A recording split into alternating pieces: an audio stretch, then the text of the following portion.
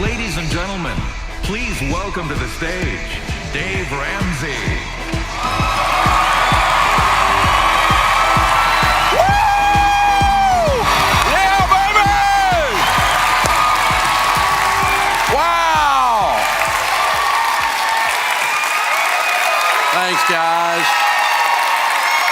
Thanks, guys. Well, welcome to Reset 2021. How many of us want a do-over after last year? Oh, man, we really need a reset. All of us do in so many areas of our life. And thank you guys for joining us online. There's some 250,000 or so have signed up to join us tonight online. Thank you for you guys being here at Life Church right here in Oklahoma City. Thank you to Pastor Craig and Amy for having us and the staff here. Absolutely incredible.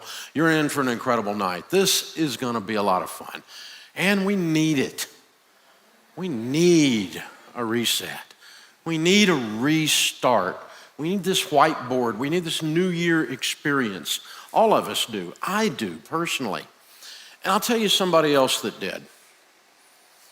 You might remember a story about a famous mother pig. She had 3 famous sons. They were known as the 3 little pigs. And one day, Mother Pig looked up and said, "You can no longer live in my basement and play video games. You must go out into the world and make your way." And she encouraged her young sons to make their way in the big bad world. And as she did, she said, "Beware of the big bad wolf. He's ravenous, and he will be patrolling the streets looking for dumb little pigs." So the 3 little pigs packed their bags and said goodbye to their mother, and each went off on a different path. Well, the first little pig, we know about this little pig. We've all heard about him all our lives. He's YOLO Pig. You only live once. Life's short, so let's get straight to it. Thank God it's Friday. Oh God, it's Monday. And so he didn't want to invest a lot of time or trouble into his abode. And so instead of spending time preparing for his future, the first guy he ran into was some straw, sold him some straw, and he built a straw house. The next little pig, we call him Ish Pig, because he did everything ish. Ish Pig, he sort of did things.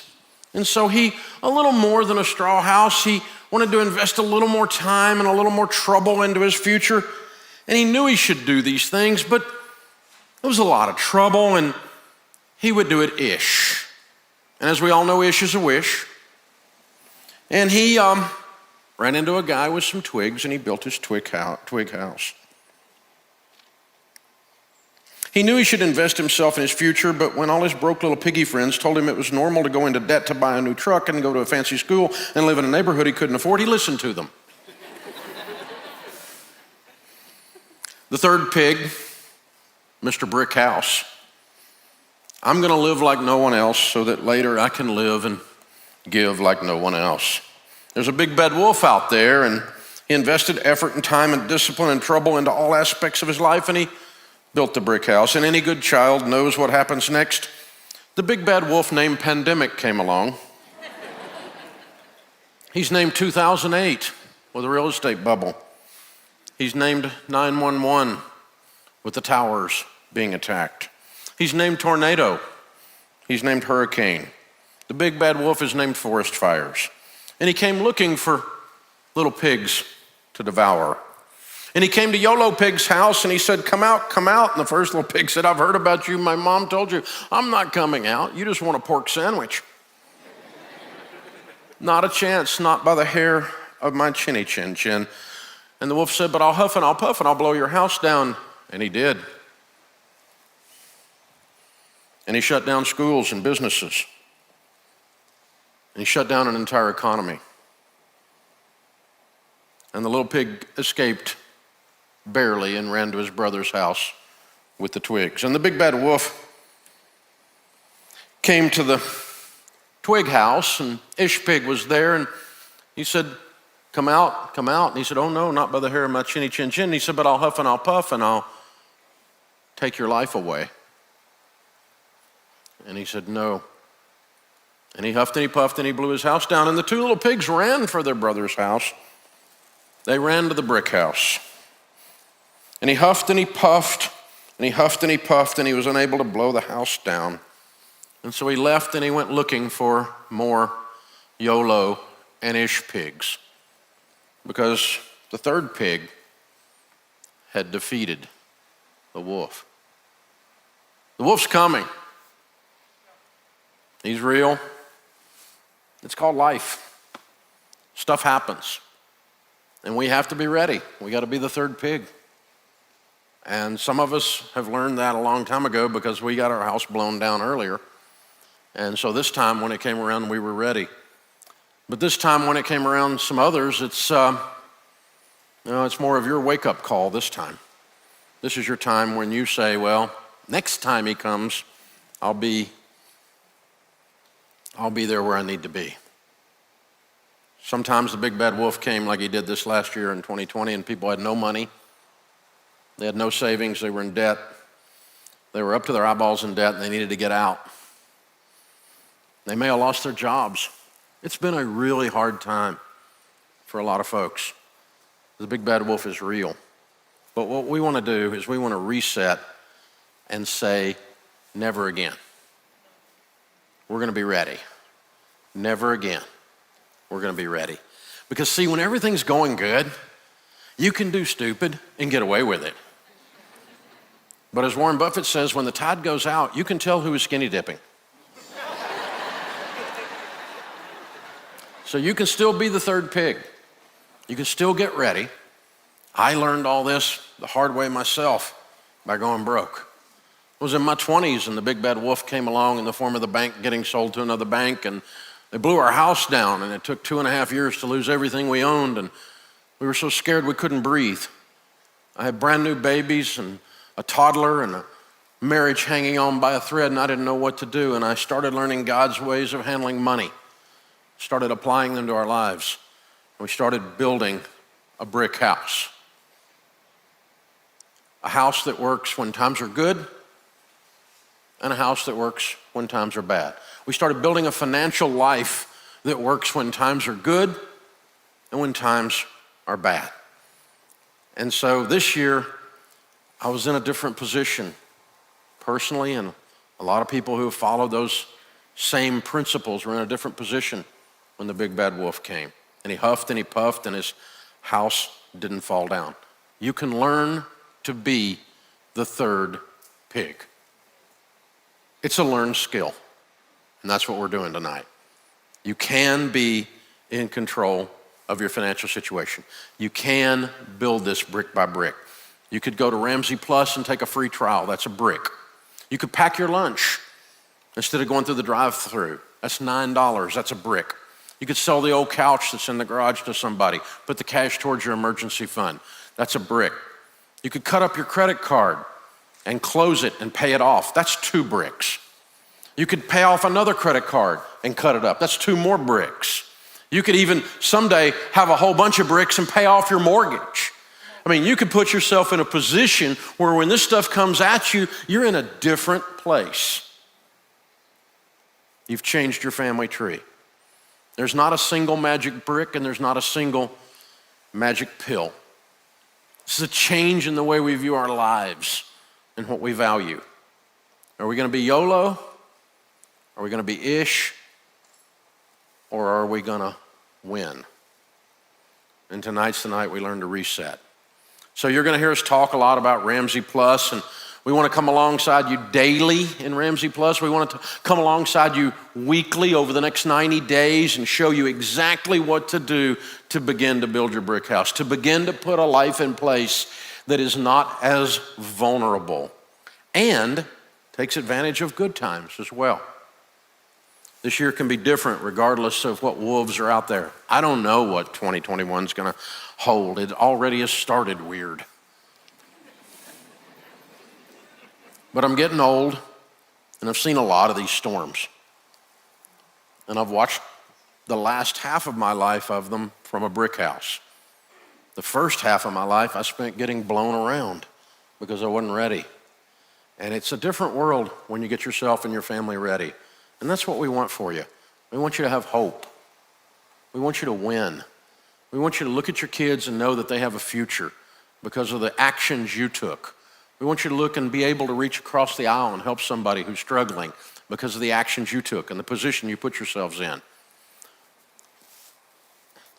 So before you can build a house, you got to lay a foundation. Foundations are really important. Foundations are all about the choices that you make, the behaviors and the values that you hold. Who are you? Why do you handle money the way that you do?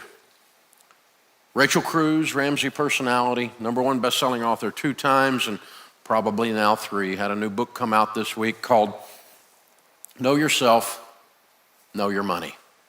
And she's going to help us lay a foundation. Because when you know yourself, you know how to handle your money, and you're in a better position to do the stuff that we're going to talk about all through the night. She's a world-class communicator. She spent this week doing 160 media appearances all over the place, including Good Morning America, to launch this book. And I'm really proud to say she's my daughter. So welcome, Rachel Cruz.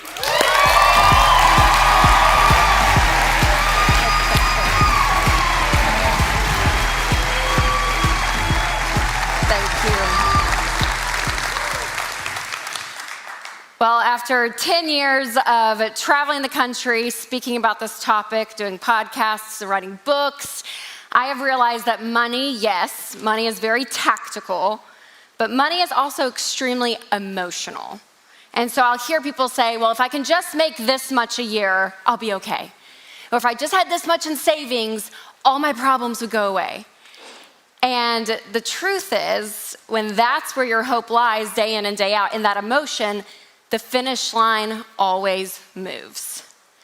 If you think back, beginning of April, like April 4th-ish, random day, but think, okay, so everything kind of hit the fan mid-March, stuff started shutting down end of March. So we were probably in this for about 3 weeks. And I will never forget going to bed one night, and I just had this fear come over me. And we were laying in bed, and I told Winston, my husband, I was like, gosh, babe, I'm just fearful. I really am. I don't know why, but what if we never go back to normal? What if this is normal? What if financially we never recover? What if like our 401k just bottoms out? What if we really can't get toilet paper? That was a real thing, right? What if there is a meat shortage? What if Amazon Prime really doesn't deliver in 2 days anymore? What are we gonna do? And I remember he looked at me and he was like, Rachel, we're good. We're okay. And what he was saying in his head and his logic was we were the third pick. I mean, Winston and I have been married 11 years, and we've been doing this from day one of marriage. So again, tactically, we're that third pick. We have been budgeting, we have been saving, we are out of debt, we have been generous. We have been doing it all, but I still had this fear. And then the next night, it was the same conversation. And it was frustrating me because my emotions were not matching my reality. But I remember what Dr. Chip Dodd said about fear. He said, fear is your body's reaction. Literally, God gave us this emotion to tell us that we are in need of something. And for me, in that moment, I needed to focus on truth. And the truth was, I didn't need to be afraid from a deep spiritual element, because I was kind of convicting that moment for me, those couple nights, because I realized, man, maybe I've been putting too much value in my money in that, right? I mean, if that is shaken, who am I? I mean, all these questions were coming in my head, but focusing on the truth, Psalm says that the Lord is with me and I will not be afraid. Because when fear turns into anxiety or paralyzing fear, we don't want that. That's unhealthy. But I'm telling you all of this because so many of you are experiencing a level of fear. You're experiencing a level of anxiety. Maybe you're asking questions like, okay, if something happens, am I gonna be okay? Maybe that time is running out, I'm not able to do the things that I wanna do. What if I end up like my parents one day? What if? And these questions of fear come up. And I will tell you, to combat that fear, number one, with truth, But number two, digging into why. Start asking yourself those deeper questions, because when you can have self-awareness on why you view money the way you do, it gives you this clear path. But the problem is that we don't ask those questions. The problem is that we stay in this and we don't go underneath that foundation. Because we talk about that personal finance is 80% behavior. It's only 20% head knowledge. And so tonight you're gonna hear from Pastor Craig, and he's gonna talk about discipline and systems. It's gonna help you with your behavior. Hogan and Dave, they're gonna talk about getting out of debt and budgeting and saving and giving. And all of these things are amazing. But again, asking that why question is so crucial, because we go through the motions of our life and we don't ask that. You know, if you go back and look over the last year with your money, what are the questions that came up? Did you ask, why am I shopping more during the pandemic than I ever did? Why can't my spouse and I get on the same page when it comes to money? Why can I seem not to live on a budget? Why do I keep making the same money mistake over and over again? Why does my mom keep telling me how to spend my money and I'm a grown adult? Why? And so when you can start understanding that, you come to a whole new level of financial peace. You're able to understand yourself and get out of debt faster and permanently. You're able to partner with your spouse more effectively. You're able to build wealth more quickly. And ultimately, you're able to get to a life that you get to live on your terms, and the life you feel like God is calling you to, and that money is not your roadblock anymore. So to get to that, I wanna walk through a couple of money tendencies to help you really start unpacking and answering that question, why. So there's 7 money tendencies I talk about in my new book, and we'll go over a couple tonight. But one of them, pretty high level, is spender versus saver. So if I gave you $100 right now, what would you be tempted to do? Would you be tempted to go out and spend it? Or would you be tempted to kind of save it in the bank? Because the great thing about these tendencies is neither one is right or wrong. Specifically in the money space, people like applaud savers. They're like, oh, savers, you're the blessed ones. Good job. And us spenders are somehow evil or something. No, that's not the case. Neither one is right or wrong. But the extremes on any of these tendencies can be unhealthy. And that's where the red flag comes up that you need to be aware of. So out of curiosity, who in the room is a natural saver? The responsible ones, yes, no. Okay, how many of you are a natural spender like me? Yes. See, we're kind of the fun ones, right? I mean, we just enjoy life. It's great.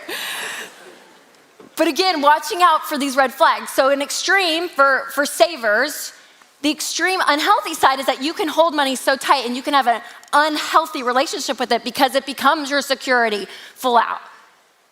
That you don't end up opening that hand to give and to enjoy. The extreme end of the spender is that if we spend everything we make, we're gonna be broke, right? We gotta rein it in. And then you gotta ask questions, why? Why am I spending? 43% of Americans said they spent during the pandemic because they were bored or stressed. And I probably added to that statistic, I'm not gonna lie. But really ask yourself, am I spending to feel good? Because when you spend, there's a scientific studies that show, yes, dopamine hits. Like it feels good, doesn't it? It feels good when you spend money. It feels good knowing that there's gonna be an Amazon package coming to your door soon. It feels good. So are you doing it to cope? Is that becoming your outlet? Ask yourself, if nobody sees this purchase, do I still want it? If I can't post it on social media where we're going, do we still really want to go? So spenders, ask yourself these questions. And when you get to those extremes, those red flags come up and it actually will end up helping you save money. Another tendency is experiences or things. When you spend money, do you tend to spend it on experiences? This is more me. I would rather go out to a great dinner, go to the zoo with my kids, go on a nice vacation. Where my husband, he is a things guy, loves things. He's like, yes, if I'm gonna work hard and spend my money, I'm gonna spend it on something that I want, that I can use over and over again. And like I look at our Christmas list, what we want, and I just laughed because I was like, I want a massage, and he wanted Alexa light bulbs. I was like, that's it. That's our marriage, basically. So how many of you are experiences like me? You will, yes. Okay, things, people in the room? If you're with your spouse, are you seeing opposites here? Yes. So this is the one part of money and marriage that you have to be careful with because you value what you're doing with your money. Using money as a tool in your life, you value two different things. And so conflict can arise. So that is why it is so, so important that you work together as a team, that you budget together, that you have goals together, you have dreams together, that you work together versus apart. Another tendency is quality or quantity. So quality items you will spend and it will be very nice. This is my husband. He's like, I just need 2 or 3 nice pairs of boots that will last me. Where I'm a little bit more quantity. I'm like, I'll have like 30 pairs of cheap earrings. It's okay, I don't need anything nice. I'm good. So who is quality in the room? You like your nice things. Yes, that's good. Okay, quantity. Okay, you quality people, you need to watch out just to make sure, your red flag, that when you spend money, that you don't like kind of turn your nose up and you're like, no, I have to have the best of the best. Like the TV has to be like the brand new first edition because we're gonna use it a lot. We're gonna use it a lot, right? Or this brand, I have to have this brand. And then quantity people like me, again, we have to be careful because we can justify purchases so easily. I can say, it's just $20, it's fine. And you just justify it. I went through the Minimalist challenge. I don't know if you've heard of the Minimalists. They're great guys out of California, but they have a great message about minimalism. And I really, really appreciate it because they had this challenge that you take a month of the year and whatever calendar date is that day that you're on, you give, sell, or throw away that number of items. So on the first, it's 1. On the second, it's 2. 3, 4, 5, and you go, by the time it's like the 30th, I'm literally like finding like a bobby pin, and I'm like, okay, I don't need that, I'm good, I don't need that. It's hard, it's really hard. But clearing out the stuff, because I can just get stuff, and it's terrible. So watch out for that, that's your red flag for you quantity people. Okay, the last one is abundance versus scarcity. Abundance versus scarcity. So abundance people, yes, you see the glass half full, there's always more. More opportunity, more choices, more options, more money, more. We're good. If I make a decision and it's wrong, let's make another one because there's gonna be another decision to make, it's fine. That abundance mindset. Now again, the extreme of that, you can live a little Pollyanna thinking it's all gonna be fine. And then 2020 hits and it's not always fine, right? So watching out for that. Scarcity-minded people, again, glass half empty, tend to hoard a little bit, tend to keep things close, make some decisions based on fear. You don't take risks when you need to, that kind of thing. My mom, Sharon Ramsey, I wish people knew more of her. I wish she was out more. She doesn't care for the stage or all of it. She's like, I'm good. But mom is a saint. We love my mom.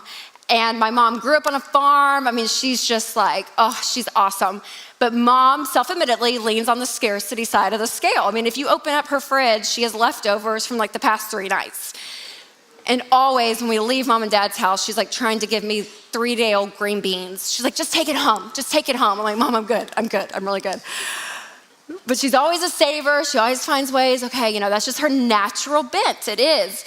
And I'll never forget, we went on a trip when my older sister got pregnant, and it was the first grandbaby of the family. This was 7-8 years ago.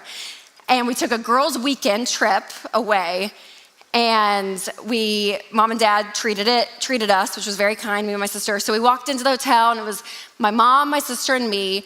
Beautiful room. We went to the beach. It was so great, so nice. And Denise and I are looking around the hotel room, and there in the center of the hotel room was a fruit basket on this table. And we're like, oh. So we walk over, it was all wrapped. Take off the card, and it was from Dad. He said, girls, have a great weekend away, enjoy it, have so much fun, a very nice note. Denise and I are like, oh, that's so nice. So we kind of walk away. Well, we hear this paper crinkling open, and we look over, and my mom's like, oh, girls, now we don't have to pay for breakfast all weekend.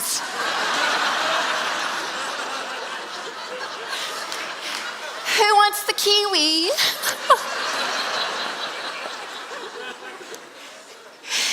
Denise and I were like, what? And Denise was like, I'm 5 months pregnant. I'm getting omelets every morning. And I was like, thank you, Jesus. There's a pregnant woman on this trip. Because mom was going to make us eat this bananas out of the fruit basket all weekend. And so, God love her though. But yeah, it's that kind of stuff. So you do have to watch yourself on these tendencies. So these tendencies I love, again, not shameful, no guilt in them, but it helps you recognize why you're doing the things you're doing. And ultimately, it gives you that level of financial peace because you're understanding yourself, but you're also having a level of empathy with those in your life. Those you're married to, maybe your parents, maybe your grown kids, your friends. But understanding yourself, you're gonna know your money so much better. And we talk about how personal finance is 80% behavior. It's only 20% head knowledge. So that behavior change is so key. And talking about discipline and talking about systems, one of the best communicators on the planet right now, a dear friend. He is a national bestseller and head pastor of Life Church. Absolutely incredible. I can't wait for you to hear from him. So please welcome to the stage, Pastor Craig Groeschel. Thank you.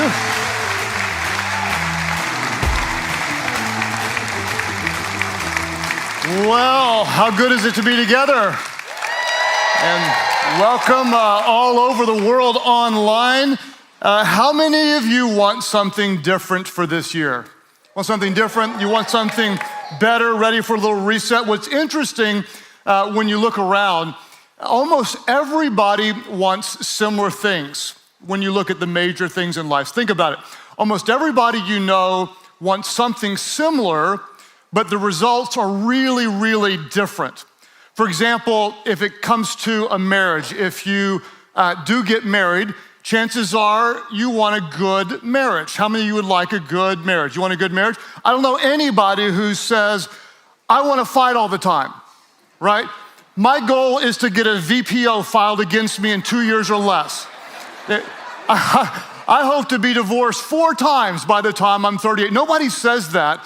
They want something similar, but the results are very different. The same is true with your health. If I ask you, do you want to feel good? Do you want to look good? Do you want to be healthy? Of course, you're going to say yes. I don't know anybody who says, I want to feel miserable all the time. I want to get winded when I walk up a single flight of stairs. I want to look bad on the beach in my bikini. Nobody says that. We want similar things, but the results are very, very different. The same is true with our finances. Anybody wants a little bit of financial breathing room. We want flexibility. We want freedom. We want to be able to be a blessing. I don't know anybody who says, I want to worry all the time. My lifetime goal is to always live paycheck to paycheck. I want to fight with my spouse. I want to always be struggling. My goal is to file bankruptcy by the time I'm 40. Nobody does that. We want similar things, but the results are so different. And especially when it comes to money, when we look at other people that have what we want, we tend to either think they were lucky or we don't like them, or both. What I want to do is I want to remind you that most of the time, they weren't just lucky. What they were most of the time is they were consistent. In fact, when you look at almost any type of successful person, what you're going to find in almost every case is that successful people do consistently what other people do occasionally. When you see people who are financially blessed, most of the time, you're going to see people who have consistently done wise things over a period of time. All of us will do good things occasionally, but what tends to happen is the occasional people look at the consistent people and discount their consistency. What we have to do is we have to recognize successful people tend to do consistently what others do occasionally. The challenge is that all of us, we can be a bit inconsistent. And in any area where we're struggling to achieve the life that we want or God wants, chances are pretty good that we have some inconsistency. Why do you think that is? Why do we battle with inconsistency? And there could be any number of reasons, but I'm going to give you 2 that are pretty common. Why are we not as consistent as we want to be? Number 1 is many of you, you're too focused on what to do. You're too focused on what to do, And number two, you've been trying for too long. I'll unpack these. Number one, you're focused on what to do, which isn't a bad thing, but perhaps there's a better thing. Most of us, we're in a new year. Most of us, when we think of goals, we tend to think of do goals.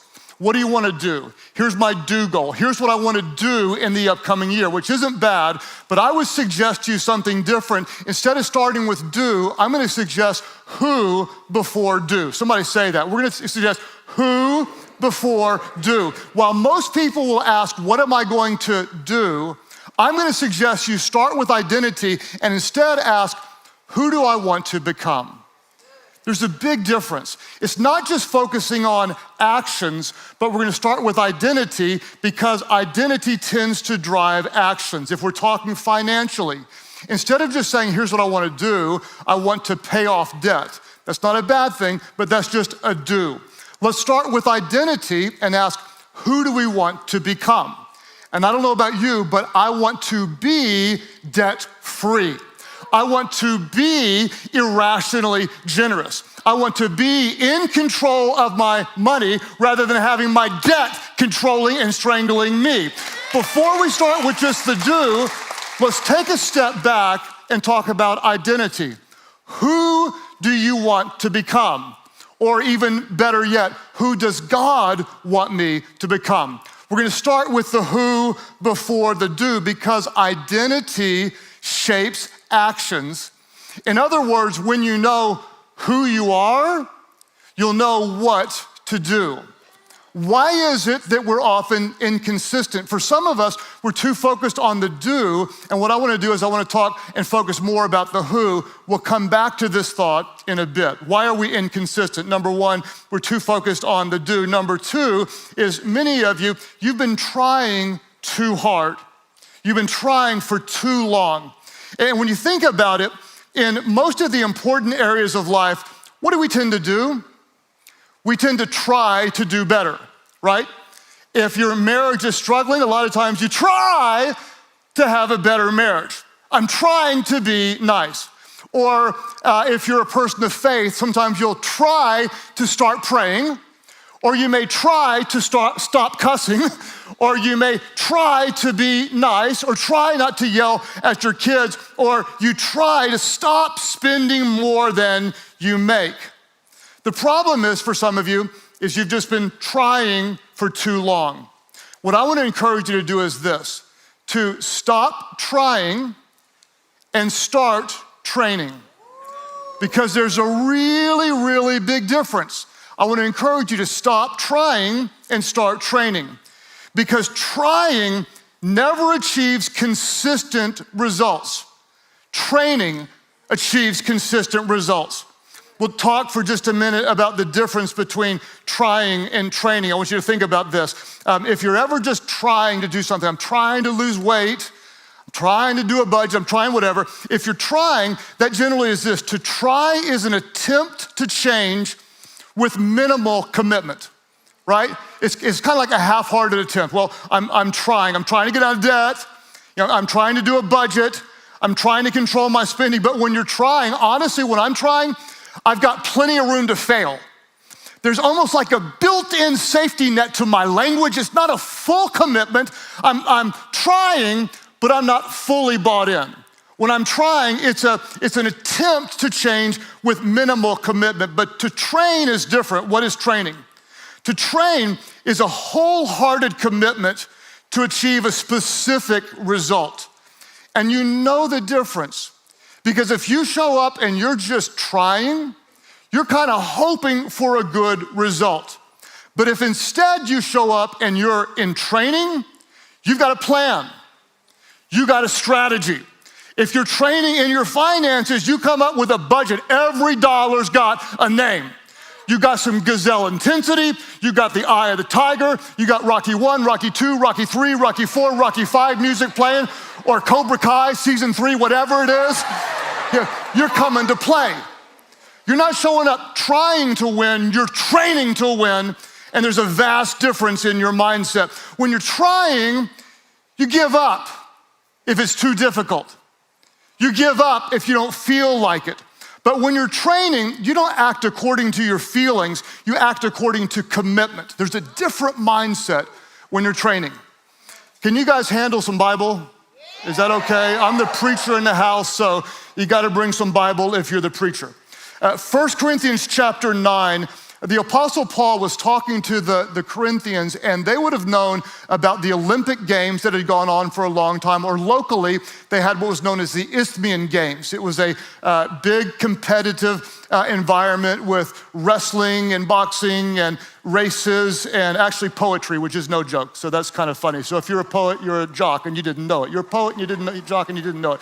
There's a rhyme in there somewhere, but I just blew it. Okay, so here's what the Apostle Paul said. He said in 1 Corinthians 9, he said, do you not know that in a race, all runners run, but only one gets the prize? I love what he says. Run in such a way as to get the prize. In other words, if you're gonna play, you might as well play to win. If you got a vision, you're not trying, you're training, and you wanna bring home the gold. He says, everyone who competes in the games goes into strict training. In fact, they actually did. They had a very strict diet. They had no wine or alcohol. They would expose themselves to extreme cold and extreme heat. It was a 9-month, very intense training. They go into strict training. They do it to get a crown that will not last. But for those of you who are people of faith, we have a higher goal. We do it to get a crown that will last forever. What do? If they're going into competition, they're going into strict training. They're not trying to win, they're training to win. In fact, I like the Greek word that's translated training. It's the word agonizomai, and it means to contend for victory. It means to strain every nerve toward the goal. I love this. We're training. What are you doing? I'm training. I know who I am, and I'm training to become more of who I'm called to be. I'm not trying, but I have an identity. I'm an athlete who's in training. Imagine if you go to a marathon and you've trained and trained and trained, and you stand next to someone else and you lean over right before the gun goes off. He goes, hey, have you been training? And the other person looks back and goes, nah, haven't had time. You're like, you're kidding me. What have you been doing? Well, I was going to, but I just got busy. I'm here for the free t-shirt, and I'm gonna try the best I can. Okay, you would look going, no way! Because when you're an athlete, when you're a competitor, when you're fighting for something that matters, when you have a vision, when you have a goal, when you're compelled to do something that could change your family tree, trying apart from training is unthinkable. I wanna encourage you, stop trying and start training to become more of who you know you are and who you're supposed to be. So the Apostle Paul says this. He doesn't say, so I run accidentally, hoping for a better tomorrow. I wake up and just be who I am and let the wind take me toward where it is. And when I see an advertisement, I hit click, click, click, click, click. No. What he says is, I run with purpose in every step. When I take a step, there's purpose in it. There's a direction in it. Every dollar has a name. Every step has a goal. I know who I am. I'm running with purpose in every step. He says, I'm not just shadow boxing. Now, I love this. I discipline my body like a what? Let's all say it aloud. I discipline my body like an athlete, training it to do what it should. Like an athlete. It starts with identity. Like an athlete, I'm training. When you know who you are, you'll know what to do. Identity drives actions. Paul doesn't say, I'm trying, but he says, I'm training. Some of you, it's time to stop trying and start training. I'm in training. Somebody needs to say that. I'm in training. Just say that aloud. I'm in training. I'm in training. If you're training for a marathon and someone says, would you like a half a dozen donuts? You may want them normally, but you can say no. Why? Because I'm in training. If you see yourself as someone who is debt-free, let no debt remain outstanding except the continual debt to love. No more payments, no more bondage, no more fights, no more fears, but you're becoming more of what you're called to do. And someone says, do you want the sofa with no money down and no payments until March? You just say, no. I'm sitting on my old ratty thing. My butt feels just fine on those springs. Would you like the new purse? No. The new shoes? No. The new watch? No. The new car? No. The new boat with twin sea-doos? Yes, but that'll be later. After I'm out of debt. Because when I woke up today, I was in training, and because I'm in training, there is purpose in every single step. It starts with identity. Who do you want to be? When you know who you are, your identity shapes your actions. When you know who you are, you'll know what to do. We're going to stop trying because we're in training. And with that, I want to pause for a moment. And I want to take every bit of humility and gratitude on behalf of my family and my 6 children and say thank you to Dave Ramsey. Not just my 6 children, but my 3, almost 4 grandchildren. And some of you say, wow, you got 6 children and almost 4, you must love children. And the answer is, nah. Okay. I just really love my wife. And all God's people said, amen. Right? So, no, I like kids, but I really like my wife. And on behalf of our family, we just need to say thank you. Because Dave helped me see who God wanted me to be.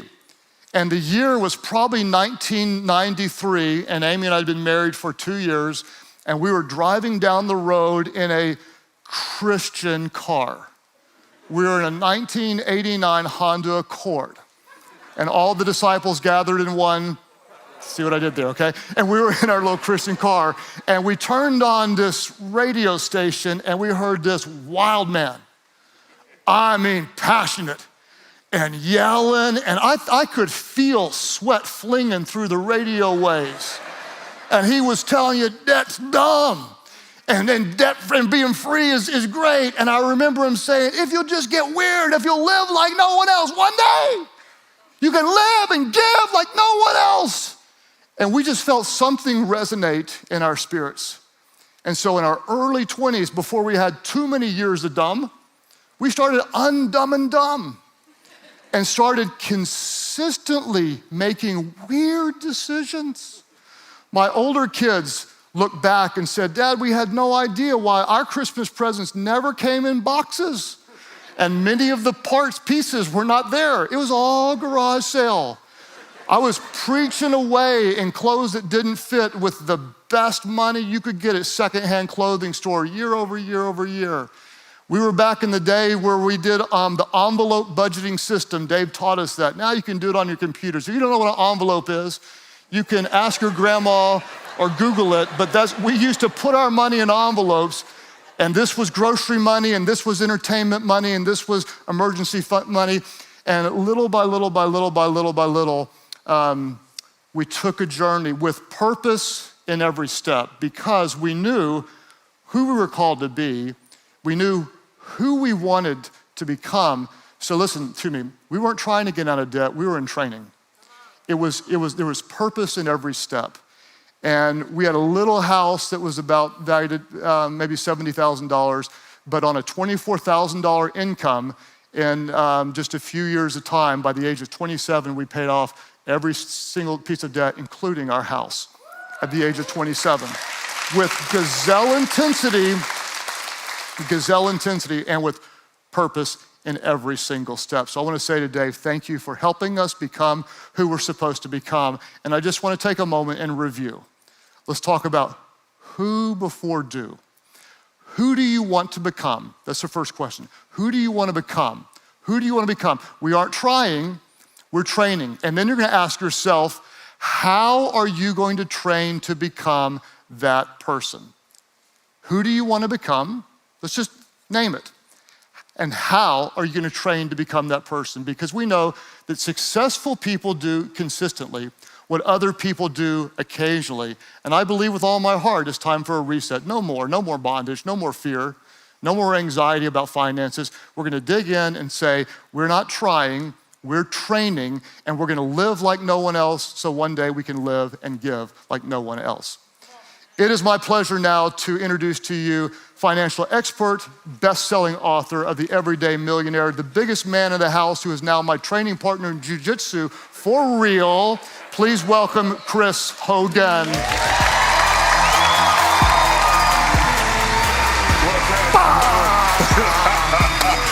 Appreciate you, man. I appreciate you. Hello, everybody. Oh, how are you doing? I'm going to tell you, Pastor Craig's got me pumped up to run a half K. I got a car. Shoot, I don't know what he's talking about, all right? I'm so excited to be here. Can we talk about how crazy this year has been? This past year, isn't it insane? I mean, whoever thought that toilet paper and hand sanitizer would become volumes of money, right? It's insane. I mean, I've smelled so much hand sanitizer, I can name the brand, right? That's Perel right there. That's the cheap stuff. I'm staying away from them. They ain't killing no germs, right? And toilet paper, I'm telling you, you buy it in such big packs. You know I have a problem. Here's the deal. My boys, I got 3 sons. One of them called down. He said, Daddy, we're out of toilet paper. I'm like, boy, check your sock drawer, right? Oh, yeah, you got to find creative places to store this stuff, right? Putting it all over the place. But I'm excited to be here. We've had a lot of crazy things going on in this past year. And at this reset event, I really want to dig in and talk to you about a couple of areas that I know without a shadow of a doubt will help you have a financial reset. We've had a lot of things go on that we couldn't control. There's been crazy weather, the pandemic, and boy, there've been some crazy people too. Can I get an amen? Yeah, I'm gonna tell you this, I'm grateful that the crazy people revealed themselves so I can stay away, right? And you all don't act like this crazy is new to you. You raise your hand if you got crazy in your family, okay? If your hand ain't up, you might be the crazy, okay? I'm just here to tell you. There's a lot of things we couldn't control, but I'm here to tell you without a shadow of a doubt, there are some things that we can control. Pastor Craig was talking about training, having the mindset, and I love that because I want to walk you through a process and a system that will help you not only train you, but it's going to help you train your money. And so looking at this, there are some things we can control. I mean, you think about it. There's our faith. Without a shadow of a doubt, we are in control of that. Our attitude, our outlook, our responses, and more importantly, my friends, our actions. We can control these things. Now, crazy people are just going to be crazy. It's okay, we'll pray for them. But what I want us to do is to remain in control of the controllables.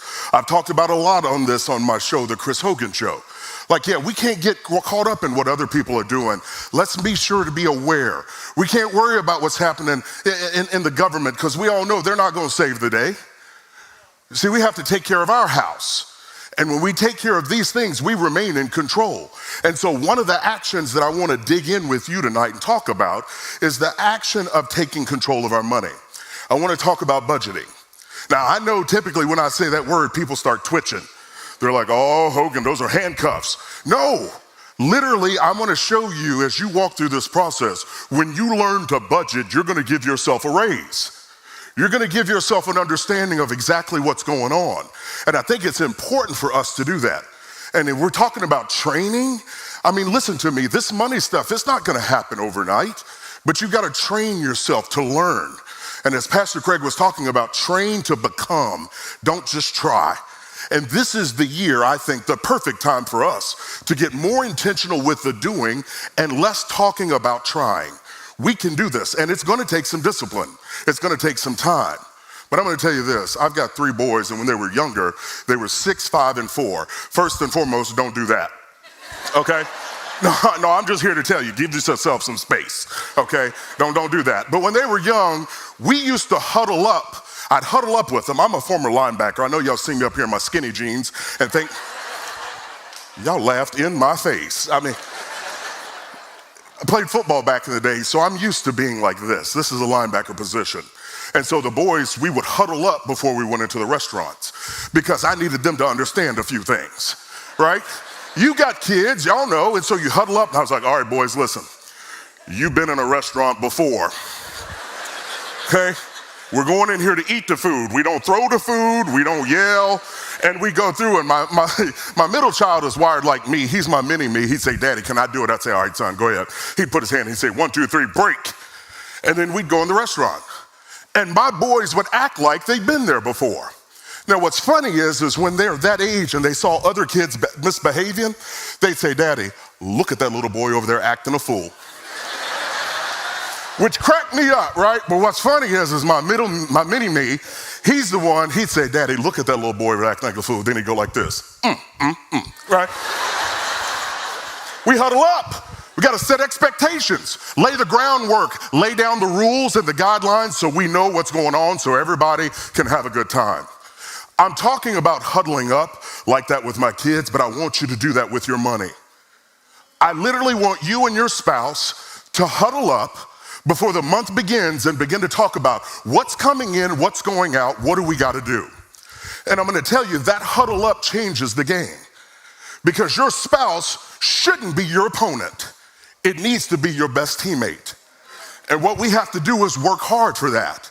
We don't naturally grow together, we naturally grow apart. We've got to intentionally grow together. And so working with this budget, I'm gonna tell you, there's a name for money that's not on a plan. You know what it's called? Spent. Yeah, it'll go somewhere. You've seen it, the sales and the stores, they just get you. What I want you to do is have more control. And so being smart. We all know there's these big old grocery stores. You all got Costco and Sam's. You know, there's great, there's fantastic. But you got shopping carts in there that require a CDL license to drive. Like this too big. If you can go down the aisle and snatch up some eggs on aisle 2, don't be able to grab a couch on aisle 3, right? I need some space. Give me some variety or something, right? We gotta be smart. And so in grocery stores, I've been intentional, I'm telling you, training, getting healthier. But I found in Tennessee, we got Oreos that have legs. They just jump up in my cart, right? And they need a home. They're homeless Oreos. I got to help them, right? Pray for me. But listen to me, here's what I figured out about myself. I was ashamed of my grocery budget. You know why? Because I was shopping out of habit, not out of need. And I wasn't bothering anybody. I had the money, my money wasn't bothering anybody. The problem is when my reality check is that I realized I'm helping the grocery store build wealth and I'm going broke. Costco, Sam's, and all of them, they're gonna be okay. Hold on, I'm an equal opportunity offender. Publix, Kroger, and everybody else out there, right? But don't shop out of habit. Just because Saturday morning is your time to go to the grocery store, you don't have to buy everything that's in there. And just because it's on sale doesn't mean it needs to go in your cart. So we gotta learn how to play defense, my friends. And so shopping out of habit, let's nip that in the bud and change it this year. So I wanna give you 4 components of every budget. Looking at this, walking through it, I'm telling you right now, it's gonna give you awareness. Number 1 is your income. You need to know how much is coming in. Number 2 is your giving, your tithe or the charities that you're supporting. Then you're saving, and then you're spending.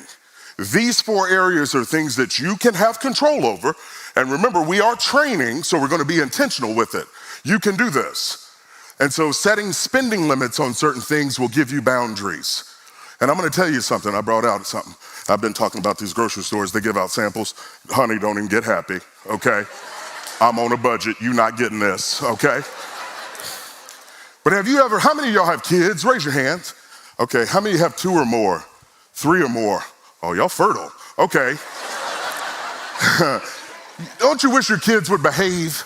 Like, it's amazing, isn't it? They can come from the same DNA, but be wired totally different. But I'm gonna tell you something, unlike kids, money will behave. It'll sit still and obey if you tell it to. Watch this, stay. Now this Benjamin better not leave my hand. Why? Because I didn't give it permission to. And it'll go where I tell it to go. And it'll go when I tell it to go. See, that's the kind of mindset you have to have about your money. Too many of us are walking around with our purses and our wallets just held wide open and stores are just coming and taking. No, we're gonna play defense. We're gonna get smart. And so I'm gonna tell you 6 steps to doing a budget. Walk with me here. Number 1, you're gonna start with your income. How much is coming in? Single income, double income, it doesn't matter. You need to know how much is coming in. Next, you're gonna list all of your expenses, your utilities, your rent, your cell phone, gas. You're gonna list out everything. And then you're gonna subtract expenses from your income.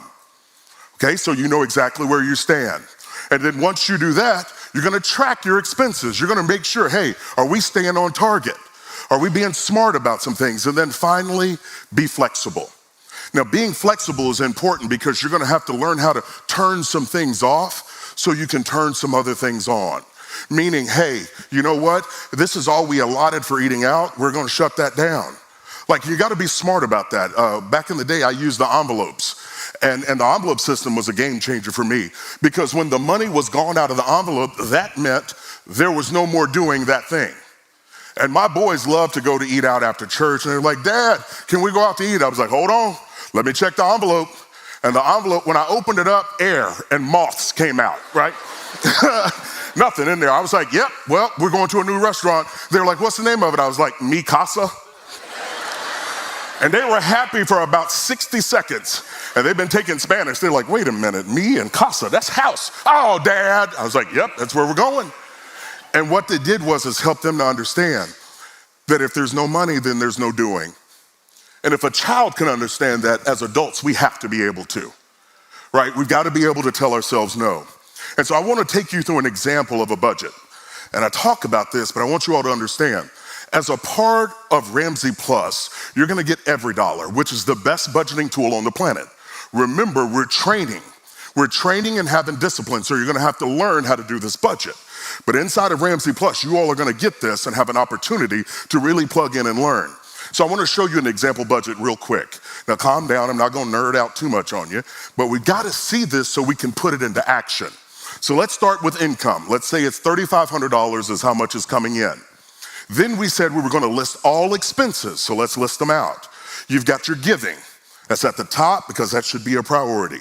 Next, you got your saving of $450. You've got rent of $875. You've got utilities of $350, and then you've got groceries/restaurants as $525, transportation, paying for gas and cars, $350, insurance $500, and then miscellaneous $100. So we're subtracting our expenses from our income. This should all equal zero. That's why we call it a zero-based budget. We're giving every dollar a name and a destination. So as you do this, you'll be aware. Tracking your expenses throughout the month will help you tighten up your budget or be able to tighten down some areas that need to be. But let's take a look at this, because this budgeter forgot something, their debt. So we gotta go back. We gotta go back and make some changes, right? We can't forget about debt, we gotta take care of that. So they got a car payment of $325 and a student loan of $150. So we gotta go back to the budget and find some money. So look at this. Saving got chopped down to $200, and groceries went from $525 to $300 to take care of the car payment and the student loan.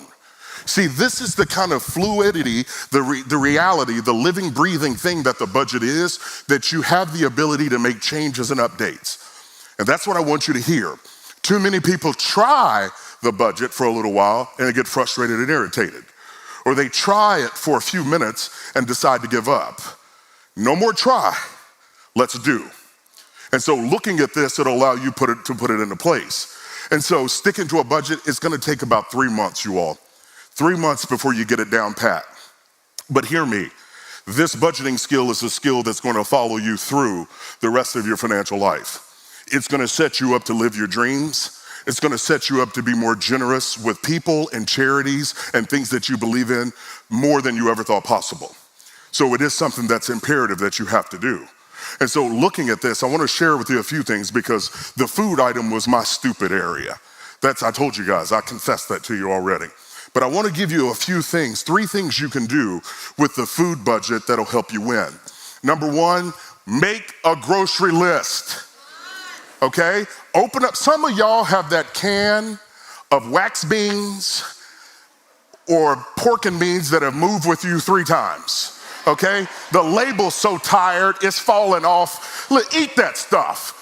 Like meal plan, make a plan. So look at your refrigerator, make a list of what you're gonna buy.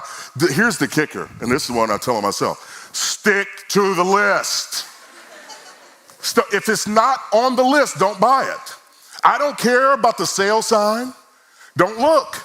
If it's not on the list, don't buy it. And stick to the amount that you said you were going to on the budget.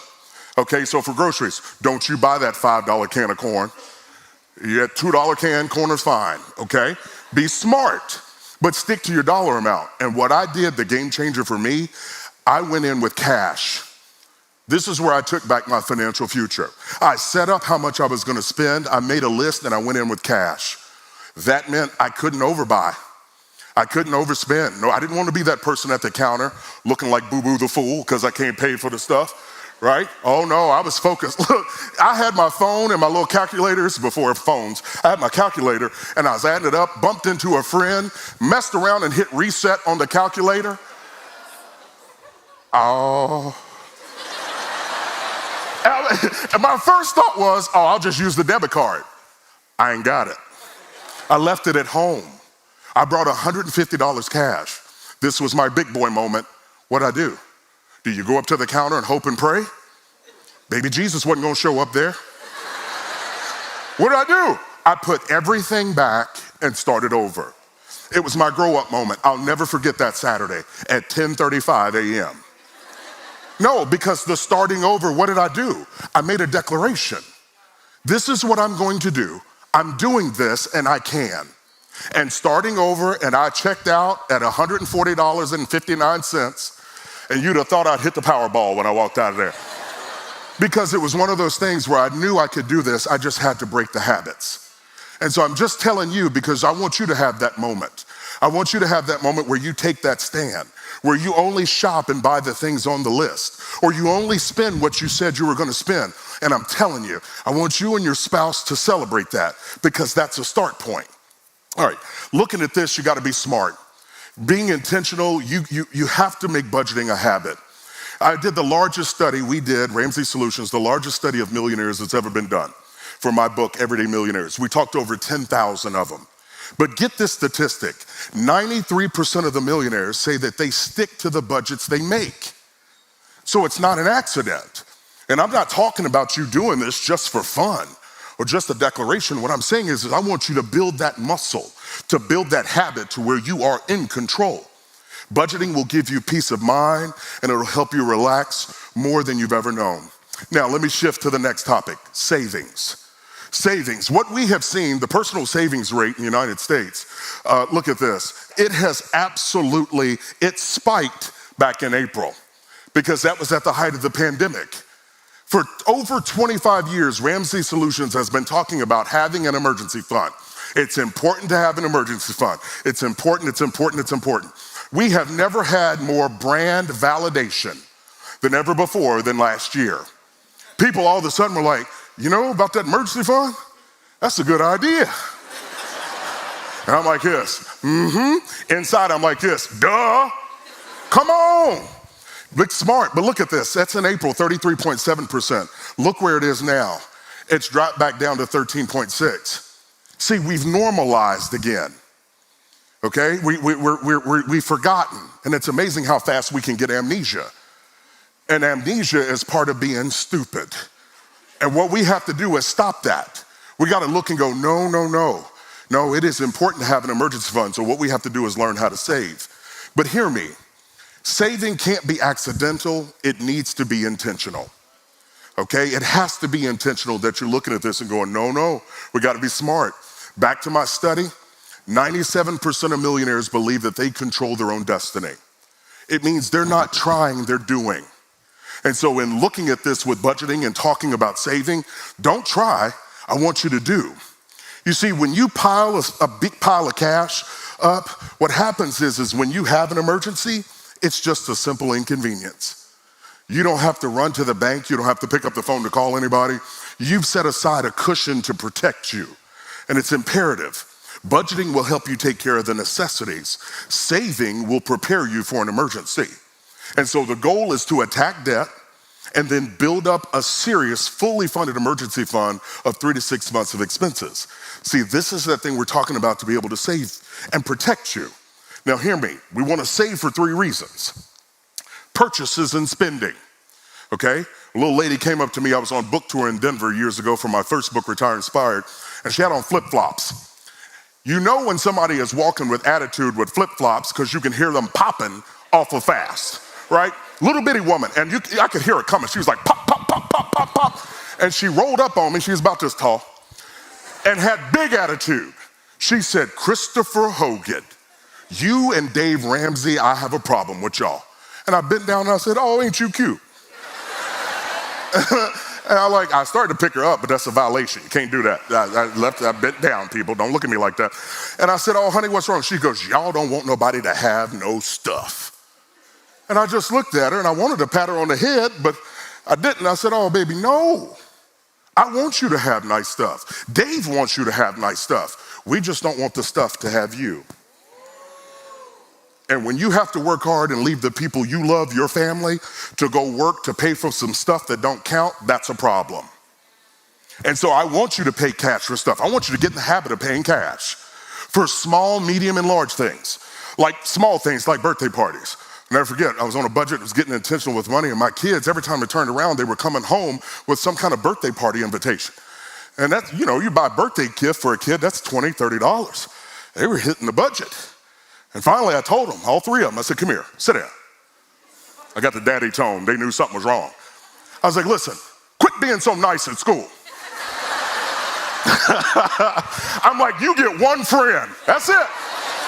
Blowing up my budget? No, I'm just playing. Pay cash for stuff, people, small stuff, medium. Washer, dryer, break down, you don't have to trip, you don't have to flip out, you just go get the money out of the emergency fund, you go pay cash for it. I'm gonna tell you one of my other big boy moments. The first one was the grocery store, you know what the second one was? Paying cash for my first car. Game changer. Game changer. For this little old Kentucky boy, I'm little on the inside, people, I'm little on the inside. But to save up the cash and pay cash for that vehicle was a game changer for me. Because I realized, yes, I can do this. And I know without a shadow of a doubt, if I can do it, I know you can. But what we have to do is prove to ourselves. We have to take that step so you can pay cash. Another thing I want you to save for is emergencies. Life happens. Watch this. Raise your hand if you've had a car repair in the last 12 months. Okay, see, there it is. If your hand ain't up, you on the clock, okay? It just happens, right? I'm not putting that on your car, baby Jesus busts his cars. Watch over him, watch over him. We gotta save for emergencies because life is gonna happen. You know that. Some of y'all been saying prayers every morning as you walk toward that car to hope it starts, right? Okay, well, at some point you're gonna need a battery, people, you just are. Another thing you save for is wealth building.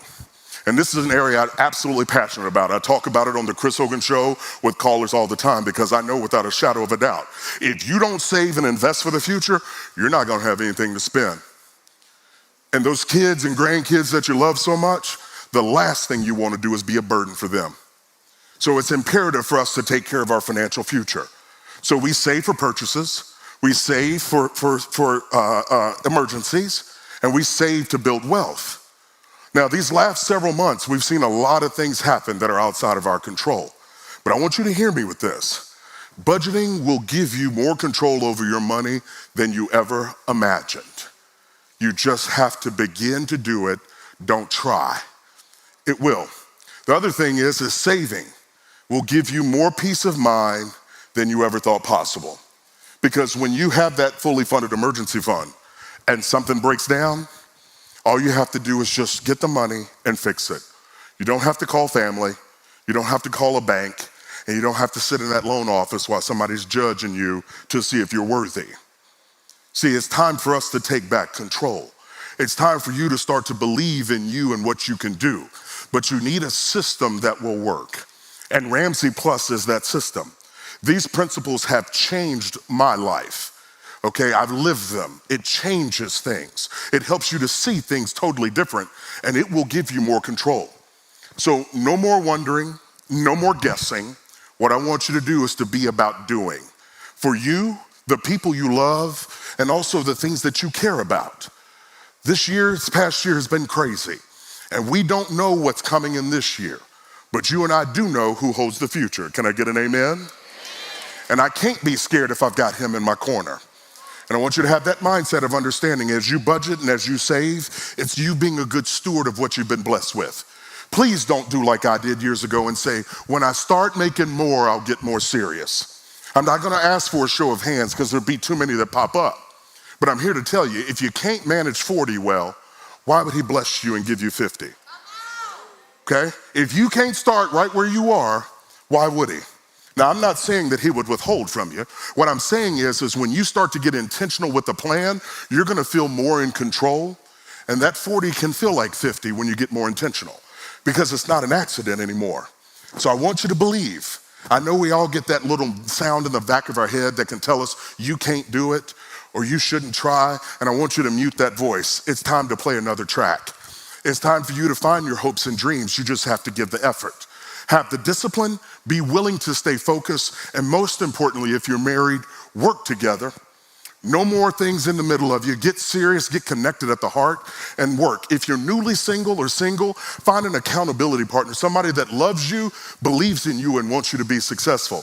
I know you can do this. Budgeting will give you power. Saving will give you peace. You can do this, and we're here to help. All right, you all, Dave Ramsey is about to come back out. This man has devoted his life to chopping down myths so people can understand the truth.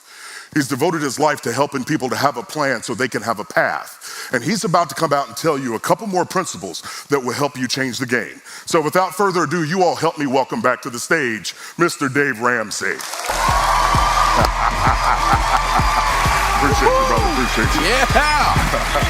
Chris Hogan!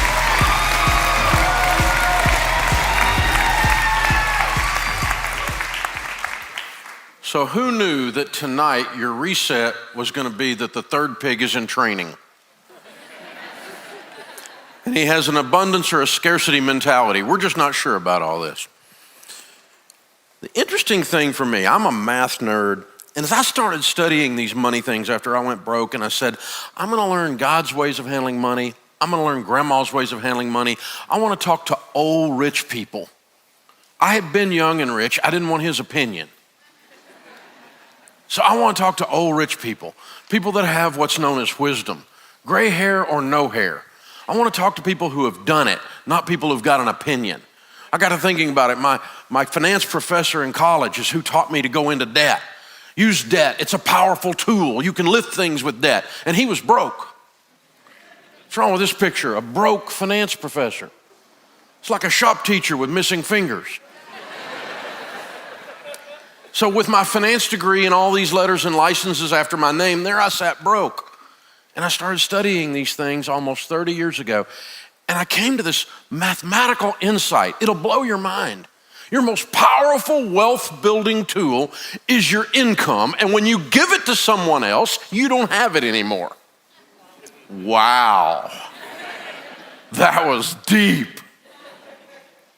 Your most powerful wealth building tool, the consistency throughout your life to build wealth is your income. And when you give it to someone else, you don't have it anymore. You will never win with money to the extent you embrace staying in debt. You can rationalize it, you can justify it, you can believe all the mythology that's out there, or you can just go, I want my money back.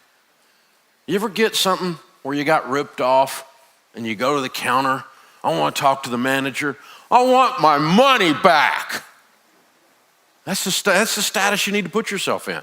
I want my money back. I work too hard to be broke. I want my money back. I've been ripped off too long. I want my life back. You got to get in this mode where you say, I'm sick and tired of being sick and tired. The great motivator Les Brown used to say, people don't change their lives on theory. They don't change their life on intellectual and academic exercise. People change their lives when they finally get to the point they say, I've had it. 2020 woke me up. I want to reset. I've had it. No more. When you get to that, you're ready. But until you do, this is just an intellectual exercise, and you'll be trying instead of training.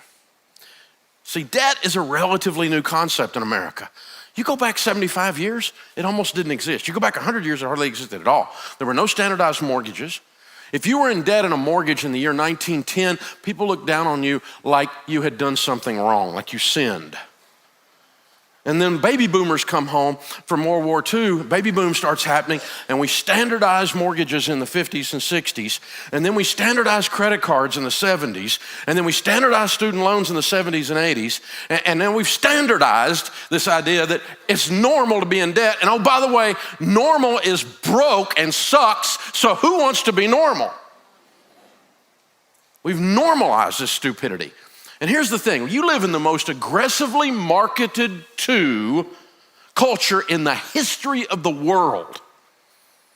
I mean, they know, have you ever noticed that even when you just start talking about something, it starts popping up on your computer? It's a little spooky, people. I mean, it's like the billboards on the highway start lining up with everything else. Oh man, it's ridiculous. They're selling me stuff 24/7 all day long. And you know what the most aggressively marketed product by dollars, the most money is spent to sell this product of any product in the most aggressively marketed to product or culture in the history of the world, the most aggressively marketed product is debt. 4 companies, MasterCard, Visa, American Express, and Discover spent $4 billion a year selling you on how badly you need them. And guess what? When they sell you something, you know what happens? You buy it. And you buy it and you buy it and you buy it. Now let's put $4 billion in perspective just a second, okay? Average house in America today, now I know there's California and I know there's Manhattan, I know real estate prices, okay? But the average house price in America today is just over $200,000. $4 billion would buy 20,000 houses of two. That's what they spent to sell you. 20,000 houses to sell you. And they're good at it, baby. They know what they're doing. So the idea, even the concept of living without debt. Oh, Dave, you're just a troglodyte. Do you drag your knuckles? You really don't understand. You're primitive. You don't understand. You don't get this thing. Sophisticated people, I mean, you're going upstream when you start talking about being debt-free 100%. Because it is so normalized. I get hate mail because I cut up credit cards. Think about how weird that is. I mean, that tells you how sold you people are. People love their freaking credit cards to the point they hate me if I suggest you butcher them. This is weird. But it tells you how deep these claws are into the psyche of who we are in America today. And I'm walking around trying to pry these claws off a single mom so she can eat, off a young couple so they don't get in a big fight about money one too many times in their marriage. I gotta get the claws off of you. That's my job, is to pry them off one at a time. It's ridiculous. It requires a completely new way of looking at things to even consider the idea of getting out of debt. When you get a new way of looking at things, back in the 80s, there was a phrase that went around. Last year, the phrase was pivot, right? We pivoted so much I felt like I had one leg, right? I mean, and unprecedented, right? Yeah, are you sick of those 2 words? I'm sick of those 2 words. But pivot. The big word back in the 80s was paradigm shift. Anybody remember that?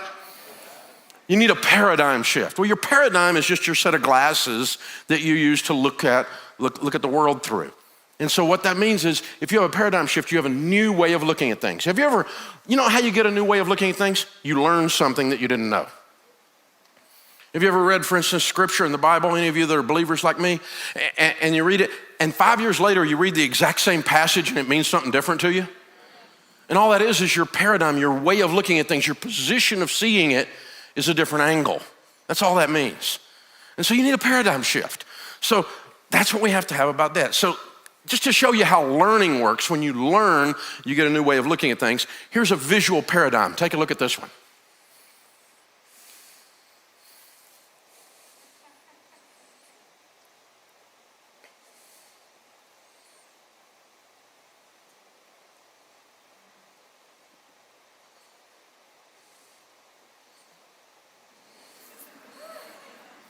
Yeah, before you get the noose out and want to hang me, you better do your punctuation.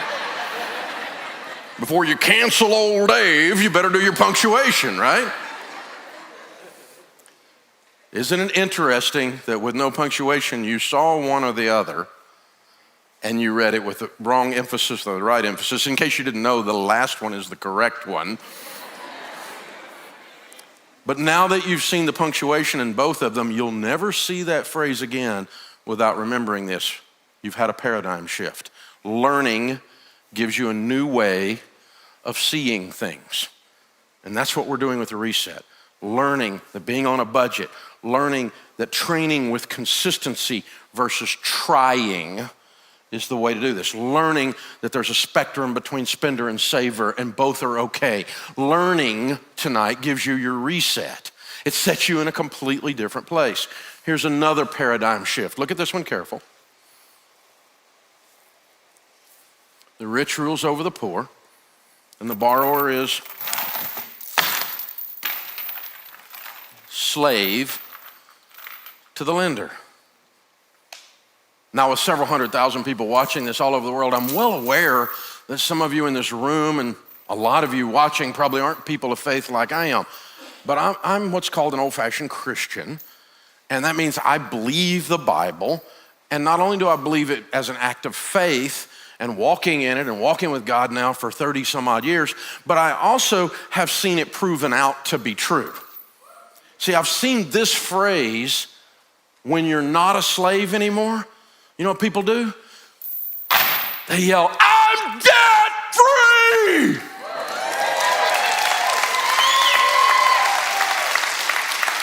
It's a visceral reaction to be set free, so it must be slavery.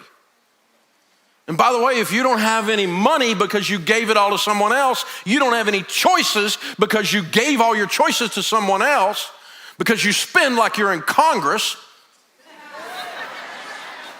When you do that, you set yourself up to fail and you're going to lose. It changes everything. The borrower is slave to the lender. And I'll tell you when you know that. When you know that you know, whether you're a person of faith or not, you'll believe that the truth of that statement when you pay off your home as your last debt, and you take off your shoes and you walk through the backyard and that grass under your feet feels different. There's something lifts off your shoulders that you didn't even realize you were carrying. Think about what it would be like to have no payments, no MasterCard, no discovered bondage, no American distress.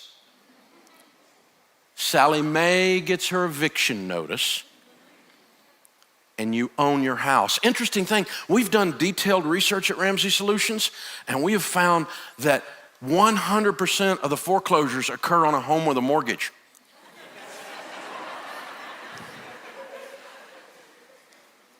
It releases you in your spirit, in your heart, your chest will lighten up, you'll breathe different. It changes everything. It is more than just math. It's more than just an intellectual financial argument. There's a spiritual element, an emotional element, a relational element. There's a sense of freedom. It changes you. It puts you in a different position. Well, Dave, everybody has a credit card. I know, but everybody's broke. And you know, I've been doing this for a long time, you guys. I've met with thousands and thousands of millionaires. I never met a single millionaire who said, Dave, you know, I made it all with my airline miles. Those Discover points, they put me right over the top, man. I've never heard that one time. So we're suggesting the idea that maybe, not maybe, for sure, it's time for a plastectomy. It's time for plastic surgery. I mean, get it out. Citibank, what's in your wallet? Money. Unbelievable, man. American distress, gold plastic. Discover, freedom. Target, yeah. Bank of America, why would anybody do business with it? Unbelievable, man. Nothing down furniture. I can get me that, yeah. What's the interest rate on your credit card, Dave? 0, I don't have one. You don't have a credit card? No, I went broke 30 years ago. They wouldn't give me one. Bankruptcy will solve that for you. And then years later, when I was able to qualify, which was about 16 seconds after I filed bankruptcy, they started sending credit cards again. That's how it really works in the real world. I decided the borrower's slave the lender. I'm not going back. I'm going to have a reset. Never again. Never again. If American Express calls my house, it's a wrong number. Never again. Am I going to sit and wonder and fret? Never again is Sally Mae going to have her thumb on me or my family. We're breaking the chains on this family tree. I'm done with this. I'm not living like this anymore. Never again. You don't have a credit card? No, that's my wallet. Green presidents' faces. 4 pieces of plastic. The debit card on my personal account. The debit card on my business. My driver's license and my handgun carry permit. So, well, it's okay. You're safe. It's all right. Don't just calm down. You'll be okay. Well, everybody's got a car payment, Dave. No, they don't. When we did that study Chris Hogan was talking about for everyday millionaires, the data says that the average millionaire, by the way, 90% of them started with nothing and became millionaires. They didn't inherit it. That's the great lie that goes around with the political agenda. Absolutely out of hand. Of the 10,000 millionaires that we studied, the largest study of millionaires ever done in North America, airtight research technique, unbelievable, because we knew we could be criticized. So believe me, you can't mess with this research. We own it. It's awesome. We own you if you think you're going to mess with it. It's unbelievable. As we studied them, you know how many of them carry a car payment? None. Not one. Well, I wouldn't either if I was a millionaire. You missed the point. The average car payment in America today is $526 over 84 months, according to the National Auto Dealers Association. You know what $526 invested from age 30 to age 60 is? $5.2 million in your Roth IRA. Hope you like the car. Guy called me up on my show and he's like, Dave, I got a big old truck payment. I said, how much is your truck payment, man? Well, man, it's Texas. What's Texas got to do with it? They got stupid in every state, man. How big's your truck payment? $763. I went, oh, dude, how much is your car? How much is your house payment? Well, we live in a double wide. It's $550. I'll always have a job. Oh.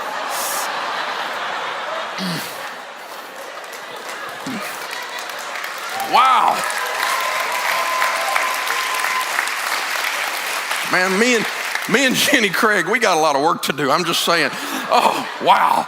I said, man, if your truck payment is bigger than your house payment, you might be a redneck.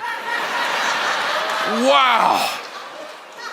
You're always going to have a car payment that says, I'm always going to be middle class. And there's nothing wrong with being middle class. But if you're going to do it on purpose. Don't do it as a victim. I can't get out. You ever hear people say, I grew up, people say, the little man can't get ahead. Who's this little man? I've been looking for him everywhere. Hogan talked about the little woman in the flip-flops, but I've never seen the little man. The little man can't get, who's the little man? I grew up in a subdivision in a 1,000 square foot house. I don't know how you grew up. The guys I grew up with worked at the railroad. They cut hair. They were working people. Who's this little man? Little man can't get ahead. What is Eeyore, your spirit animal? I mean, come on. Well, Dave, you got to keep your credit score up. Yeah, that's a great idea. Your credit score mathematically is composed of elements only that relate to debt. 100% of the mathematical algorithm that they use to create your FICO score has to do with you borrowing money. How much did you borrow? What kind of debt? Did you pay it back on time? It's an I love debt score. So the more you've been playing kissy face with the bank, the bigger a number you got. I got an 800 credit score. Man, I'm really sorry. That probably cost you 100 grand in interest. You've been playing kissy face a lot. I mean, you're like in makeout mode with the bank right here, man. This is unbelievable.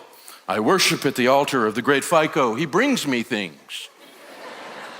He allows me to do things that I cannot do without the great FICO. And yet I've not had a FICO score for 30 years, and I'm doing pretty good. But I don't need to borrow money. And see, it's an interesting thing. It's a dog chasing its tail. You got to get a credit card so you can get a credit score, so you can get a car, so you can get a house, so you can get a credit score. And you need to go into debt so that you can go into debt, so that you can go into debt. It sounds like a scam to me. What a great idea. If I was a bank and I could get you people to believe that your net worth was not as important as your FICO score, then you would go deeply in debt for the rest of your life and build towers in the skyline of every city while you can't make your bills. What a great idea. And yet we go, well, Dave, those people that stay out of debt, they're unsophisticated. I beg to differ. It might be the other way around. It might be the other way around. So how do we get out of debt?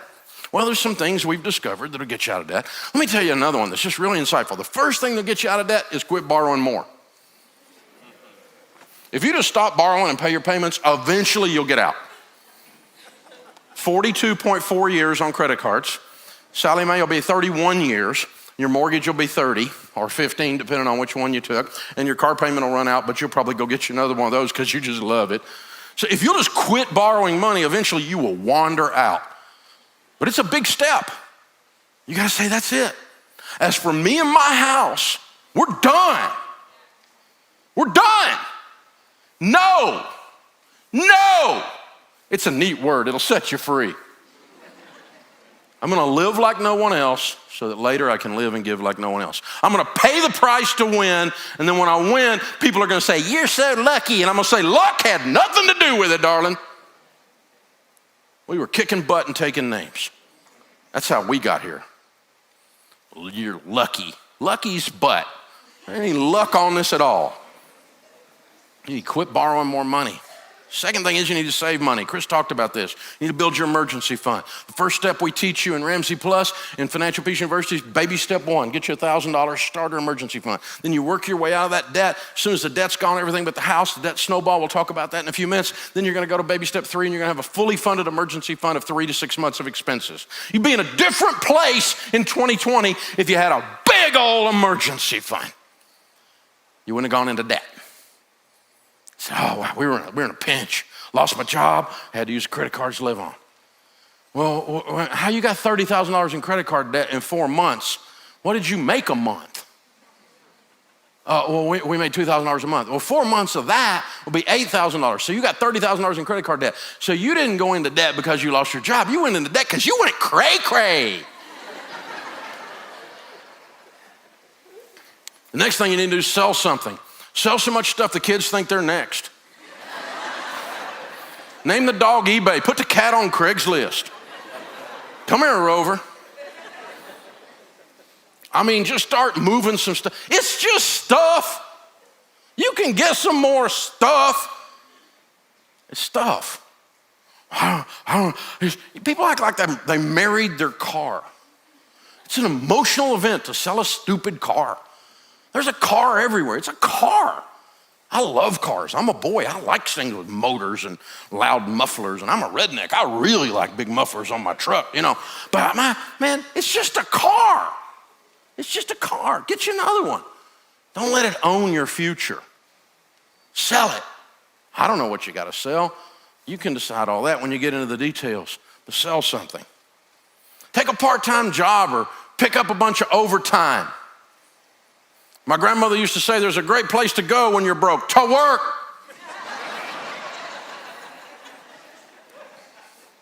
Pray. Prayer really works.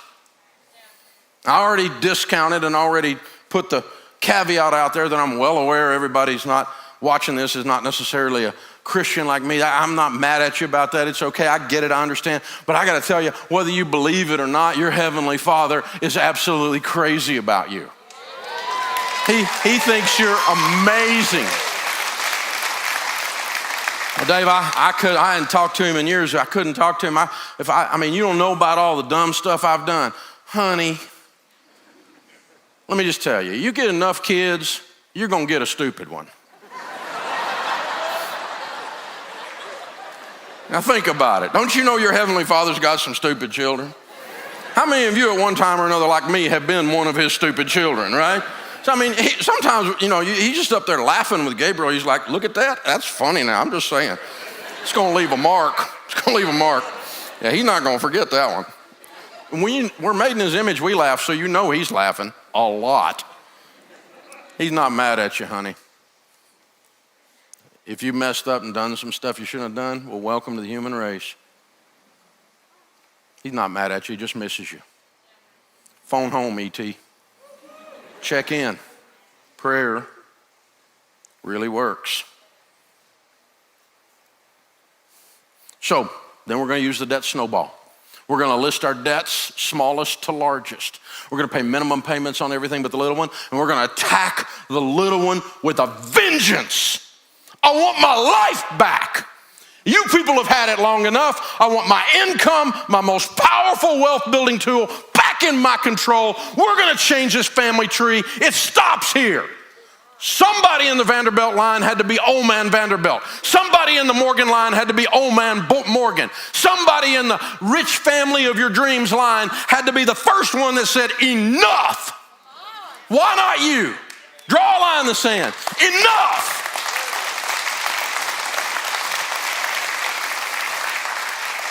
List your debts, smallest to largest. Attack that smallest one with a vengeance. When it's gone, you're going to go, well, look at there. And then you're going to have all that money that was that payment and any other money you squeeze out of that Chris Hogan budget, and you attack the next one down.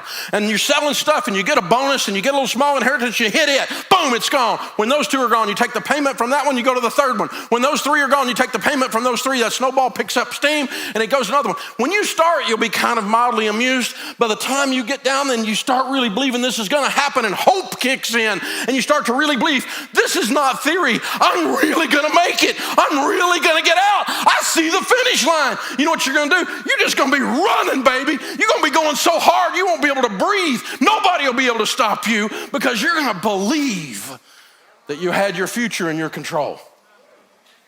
You know why? Because you do, and you deserve it. You work too hard to be taken advantage of by all these companies and all this mythology around this subject of money. You work too hard to be victimized by bad principles and bad values. It's time. It's time, America. It's time you took your life back. And that's what this reset is about. Put you in a completely different position. Debt is not your friend. So if you're on a budget and you know your money tendencies and you're in training, you're not just trying. So we've got the discipline. We're doing the budget. We're saving. We're getting out of debt. You know what's going to happen? You're going to have money. And I'll tell you the next thing that's going to happen. It's going to surprise you. You're automatically going to become outrageously generous. You're going to become generous. Because you know why people aren't generous? Because they're just trying to eat. They're just trying to take care of their house. When you're all focused on just survival, it's hard to see other people's needs. But when you got survival covered and somebody's sitting there that has a problem, you can help them. It puts you in a completely different position when you're holding money like this instead of this. I was in the supermarket the other day. I don't go to the grocery store much. My wife does most of that for several reasons. One is I'm just not good at certain things, and lines is one of them. Can you imagine me in a line? It just doesn't work, And so for me, I see the grocery store as a pit stop and a NASCAR race. It's all about efficiency and effectiveness. So I'm gonna dial in, go in there, click, click, click, click, put the stuff in the basket, and then you know what you do, you know what I do. We walk up, we're looking at the lines, we're going, is she checking, is he checking? Who's going the fastest? Wait a minute, that guy's got 9,000 things in that buggy. I'm going to this line, right? And you're trying to find a line that you can get through the most efficiently and the fastest, right? Well, I pick out what looked like an efficient line. Until this woman with her kids running wild through the grocery store is holding up everything. Now, I'm ashamed to admit that I had an attitude because she was messing up my pit stop. And I wasn't half watching, and then in the corner of my eye, I saw it. Card was denied. And then I started looking a little closer, and those kids that were running wild weren't really dressed very well. She's having a hard day. No, she's having a hard year. Next card is denied. Oh, man. I got to tell you, I love generous people. You love generous people. Generous people make my eyes leak. And I didn't realize it, but before my mind could get my head around, I saw what was happening, but I didn't react. And before I could get my head around it, I didn't realize that the guy standing in front of me, Clark Kent was standing there. I didn't know it. It turns out it was Superman, right? That's Clark Kent. And it's a Hispanic guy with construction clothes on, muddy boots on, and he didn't speak a lick of English. But you know what? We all speak card denied. We can all look in her eyes and see fear and pain, can't we? And before I, in all of my selfish wonder, I'm sorry, but it wasn't me, could move, Superman's cape come out, and he hands the cashier $200. And the lady starts crying and tries to protest, and he's having none of it. He said, just, no English. Probably spoke fluent English. Tears running down her face, tears running down my face, tears running down the face of the cashier. Love generous people. They change your life, won't they? I'll never forget watching that guy do that. I got a friend that's worth about $20 million. Started with nothing, grew up on a dirt floor. That's what they call dirt poor in Tennessee. You ever heard dirt poor? That's what it means. It means the floor of their house was dirt. Appalachia. He said, Dave, my whole life I wanted to save up and take my family, all of my kids, my grandkids, the kids, my kids married, everybody on nice trips once a year. I want to bless my family. I want my family all to be together in a luxurious setting. He says, one of the reasons I've worked like an animal to go from nothing to this net worth that I have. And he said, he's telling me this over coffee. He said, there's not many people I can tell this, but you'll appreciate it. He said, I got to take my whole family on a Mediterranean cruise last year. We were 2 weeks in the Mediterranean, Italy and the Amami Coast or whatever you call that thing. And man, he just telling me all about the details, this luxurious, wonderful trip. And I said, well, I'm going to ask. And he said, what do you mean? I said, well, you tell me how wonderful it is. He said, what did it cost? He said, it's about $68,000. Well, it's okay. He's got 20 million. It's like most of us buying a biscuit, right? He said, I came home and I've been working with this pastor in the inner city ministry in the rough housing area. And the pastor called me up and he said, I'm trying to get some bicycles to give to these kiddos in this rough area for Christmas. Would you help out? And he said, well, I guess I would. He goes, how many bikes you need? And he said, well, I'm just looking for everybody to donate a few here or there. And he said, that wasn't what I asked. I asked how many bikes you needed. And he told him, and he said, well, I'll do them all under one condition, that my kids and I can come and help you hand them out. He said, we bought 2 tractor loads of bicycles down at Toys R Them. And 2 tractor trailer loads, and we pull up, and these little kids start coming out of these houses with the big old eyes. Mister, you got another one? And you hand a bicycle off to a little baby girl, little baby boy, and they just look at you. It'll change your life, won't it? But you do it for 2 hours and the handlebars are spinning around, hitting you and pinching you, giving you blood blisters, you get tired of it, right? It turns into work in a little while.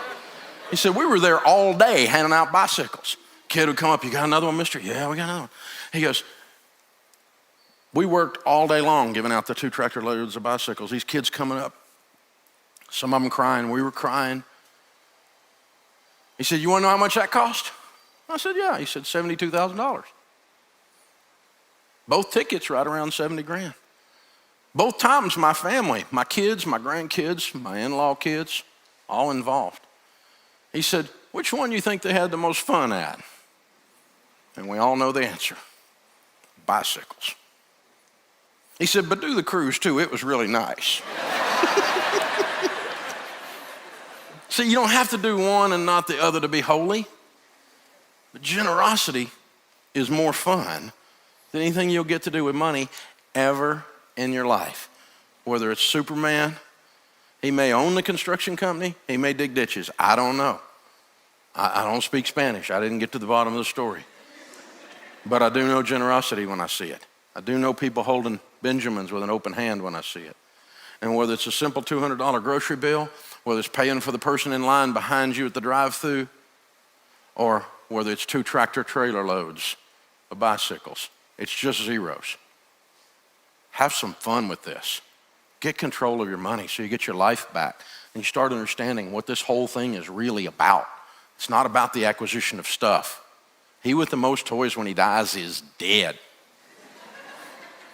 So, our first little pig, YOLO pig, he's got the $700 truck payment in front of a trailer. I've been that pig. I've been dumber than that guy. Some of you are as dumb as him right now. It's time to reset. Or the ish pig, which I think is more of a problem because they're not as easily identifiable. They look like they're doing it, but they're really not. They're just sort of doing it. It's ish, and ish is a wish. They got a credit card, but they pay it off every month. They get the airline miles because Dave Ramsey just doesn't understand. Oh, gee. So we want to help all the little pigs. It's ironic that we're putting pigs in training, but it's good. We want to help all the little pigs, me included, you included. And so tonight we've been talking about changes you've got to make, small, consistent steps that lead to big results, brick by brick by brick. Ramsey Plus helps you change your habits. You can start living like no one else. So we're going to do something tonight we have never done before in the history of our company with Ramsey Plus. We're going to offer 6 months of it. It includes all the courses like Financial Peace University that 6 million people have gone through to learn how to handle their money. Legacy Journey, which is a course you take after Financial Peace University. Rachel and me teaching a course called Smart Money, Smart Kids on how to teach your kids how to handle money. So when they grow up, they leave your basement.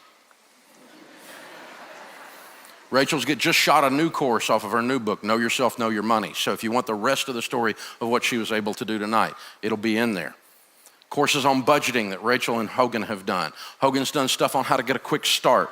Virtual groups in there so that you're not alone. A premium version of Every Dollar.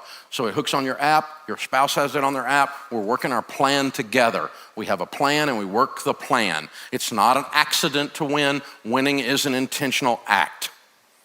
A new Baby Steps app is in there so you can track your progress on the baby steps and stay right with where you are. We all need to see progress to know that we're winning. That's why the Debt Snowball works.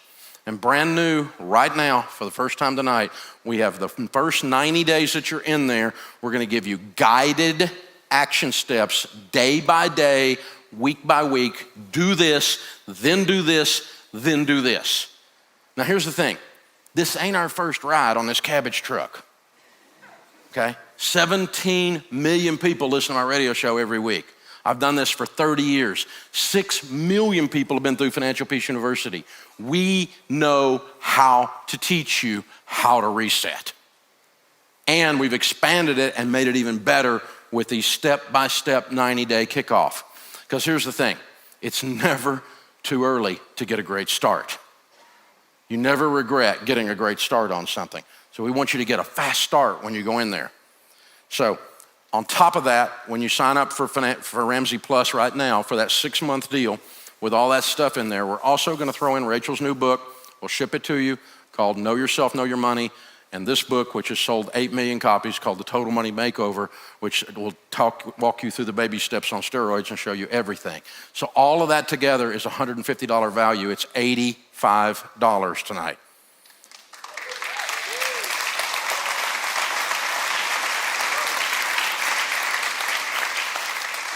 So we started the night with the pigs. We have to end with the pigs. The first pig, YOLO, the second pig, Ish Pig, they escaped by the hair of their chinny chin chin. And they busted into their brother's house homeless.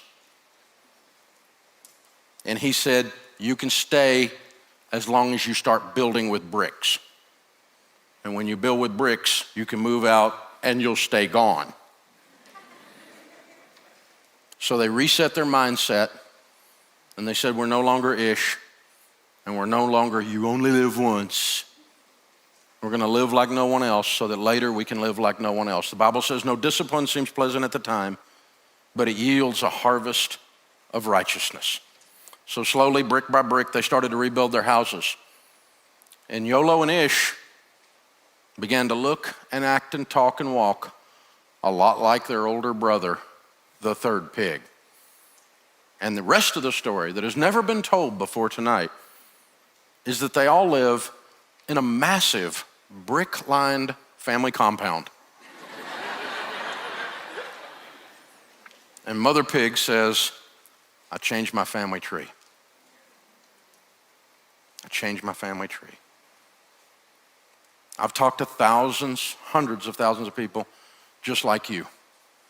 Some of them are smarter than you. Some of them are dumber than you. Some of them have done ridiculous things that got themselves in ridiculous messes. Some of them just needed to grow some muscle tissue in their lives. They were just flabby. Some of them are really messed up. I've walked with people from the jail, from the homeless center. I've walked with single moms. I've walked with millionaires who lost it all. I've walked with everybody of every color, race, creed, and nationality and background and culture. And I love every one of them. I love them. I love working with you while you're training. I'm not going to put up with your excuses. I'm tough. You know why? Because I'm right. I don't know a lot about a lot of stuff, but this stuff we got dialed in, baby. This is what we do.